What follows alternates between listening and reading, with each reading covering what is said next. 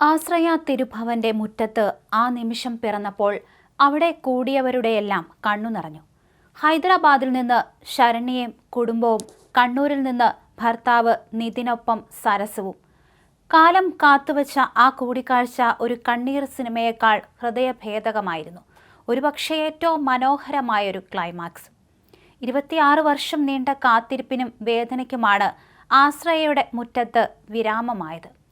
തമിഴ്നാട്ടിലെ കള്ളക്കുറിച്ചിയിൽ നിന്ന് ആരംഭിച്ചൊരു ഹൃദയം നുറുങ്ങുന്ന കഥയാണിവരുടേത്. അമ്മ സ്വയം തീ കൊളുത്തി മരിക്കുന്നത് കണ്ട 4 കുരുന്നുകൾ.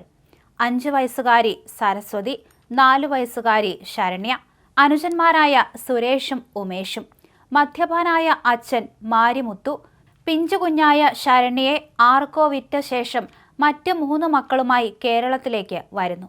വഴിയോരങ്ങളിലും ആക്രി പെറുക്കിയും കണ്ണീരിൽ കുതിർന്നതായിരുന്നു അവരുടെ ജീവിതം.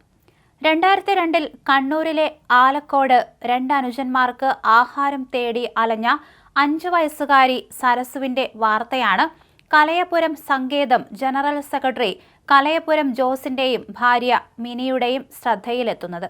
ആ 3 കുരുന്നുകൾക്കായി അവർ ആശ്രയ ശിശുഭവൻ ആരംഭിച്ചു. സരസു പഠിച്ച് സോഷ്യൽ വർക്കിൽ ബിരുദാനന്തര ബിരുദം നേടി. 2 വർഷം മുമ്പ് ആശ്രയയിൽ വെച്ച് കണ്ണൂർ സ്വദേശി നിതിനെ വിവാഹം കഴിച്ചു. സുരേഷും ഉമേഷും ITI പഠനം പൂർത്തിയാക്കി ഇപ്പോൾ ജോലി ചെയ്യുന്നു. സേലത്ത് വളർന്ന് അധ്യാപികയായ ശരണ്യ MEd പൂർത്തിയാക്കി. ഹൈദരാബാദുകാരനെ വിവാഹം കഴിച്ച് 2 മക്കളോടൊപ്പം സന്തോഷവതിയായി ജീവിക്കുമ്പോഴും കൂടപ്പിറപ്പുകളെക്കുറിച്ചുള്ള ചിന്ത മനസ്സിലൊരു നോവായി അവശേഷിച്ചിരുന്നു. ഒടുവിൽ ഭർത്താവ് രഘുറാമിനോട് ആ ആഗ്രഹം തുറന്നു പറഞ്ഞു. രഘുറാം നടത്തിയ അന്വേഷണമാണ് സരസുവിന്റെ വിവാഹ വാർത്തയിലും ചിത്രങ്ങളിലും അവരെ എത്തിച്ചത്. ശരണ്യയുമായുള്ള മുഖസാമ്യം അവരെ ആശ്രയയിലേക്കും പിന്നീട് പ്രിയപ്പെട്ട കൂടപ്പിറപ്പുകളിലേക്കും വഴിതെളിയിച്ചു. കാലം മായ്ക്കാത്ത മുറിവുകൾക്ക് കുടുംബ ബന്ധങ്ങളുടെ സ്നേഹം തഴുകിയെത്തി. ജീവിതത്തിലെ ഏറ്റവും വലിയ സമ്മാനം ലഭിച്ച സന്തോഷത്തിലായിരുന്നു ശരണ്യയും സരസുവും സുരേഷും ഉമേഷും. വിധി കളിച്ച കളിക്ക് മുന്നിൽ പകച്ചുപോയ 4 പേർ ഒടുവിൽ ഒരമ്മയുടെ മക്കളായി വീണ്ടും ഒന്നിച്ചു. അങ്ങനെ ഈ കാഴ്ച കണ്ടു നിന്നവർക്കും ഹൃദയസ്പർശിയായ ഒന്നായി മാറുകയായിരുന്നു. തൻ്റെ സഹോദരി എവിടെയാണ് എന്നതിലുള്ള തിരക്കിലായിരുന്നു മറ്റ് 3 പേരും.